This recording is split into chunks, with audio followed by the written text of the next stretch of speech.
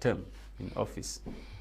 Of course, it is very normal for some particular group of people to be calling, soliciting for His Excellency President Paul Biya to seek another mandate, because those are those that are benefiting. Because what I know is that the regime in space is prioritizing, I think, tribalism, favoritism. That is the main reason why those who are being favored will do everything possible to maintain the status quo, so that they will not be, they cannot lose the power. Because those that are holding power now, they are doing everything possible to maintain the power, because they know that should in case another person comes tomorrow, it will be very difficult situation for them, because probably have accumulated power within his own group of people, and in the power, there's no sharing of wealth or anything within the Cameroonians in general. They have particular group of people, or his personal friends, or those that are within his own tribe or within his own region, which are directly benefiting from what is happening in Cameroon. So those who are benefiting will do everything possible, as I said, to maintain the present situation, because they know what will before them if another person is given the opportunity to lead Cameroon tomorrow. So what balance sheet? Are you saying that Biya has not done anything for Cameroon? Let's look at in terms of development,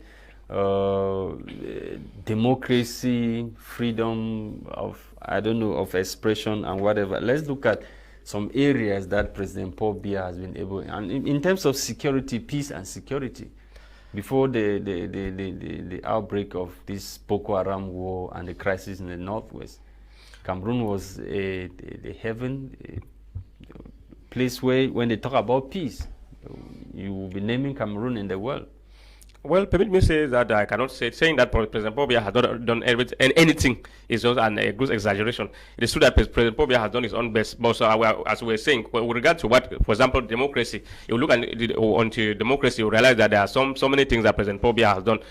He has done, except in terms of the institutions, because we have different institutions have been put in place to make sure that there is democracy in Cameroon, but the practical part of it is not respected, and that's the major reason why we have a Cameroon. Because when I say the democracy, we have the most important aspects of democracy here. We are talking about the institution that will incarnate power, or will ensure the regularity of election in Cameroon, and the regularity of election in Cameroon. We know that there are institutions that have been put in place to make sure that the democracy is practiced, and we equally have a regular election that is taking place in Cameroon. But the question now many are asking is if actually these elections that have been taking place are very fair and transparent. That's where the question of $1,000 million that can only be answered.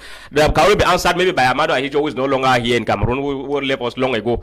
With regard to the separation of power, we have the institution in place, but the practical part of it, the separation of power, is still remaining in theory. It's not applicable. And finally, the rule of law. We know the situation in Cameroon that the law is that there's no equality for all. It's not applicable. The law is only there, or justice only there for those who are that are rich, or those that are in high places, or those that have connection within the rank of Cameroon.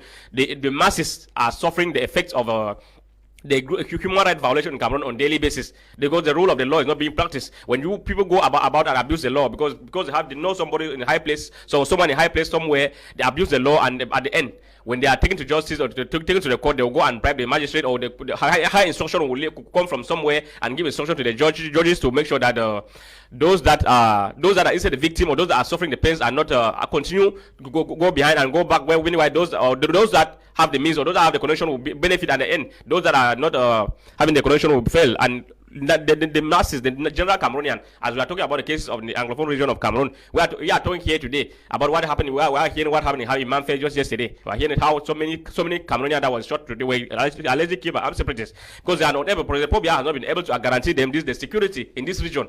So those are the kind of things that's going on in Cameroon. Because it's true that to an extent it has maintained security in some areas, in the limited, like maybe in the littoral region. I know that maybe between 2005 and 2006, when we used to come here in Douala for holidays, I know very well that we were in so many places we were able to do our go about selling our normal things in secured, because we have people, those who are called Nangamboko everywhere in Akwa and other places in littoral region. When you are moving around, they always hold you and other. But today, some of those things have really reduced. At least in terms of security, they have maintained security at least to a certain extent. But what our major security challenges remain the situation in Northwest and Southwest region. So it's as if let's look at infrastructure. Let's look at infrastructure, the Lompanga Dam, so many other things that President Paul Biya has done when it comes to infrastructure. But Cameroonians are still crying about the bad nature and deplorable nature of routes in the country. Even the Prime Minister is weeping for the political capital.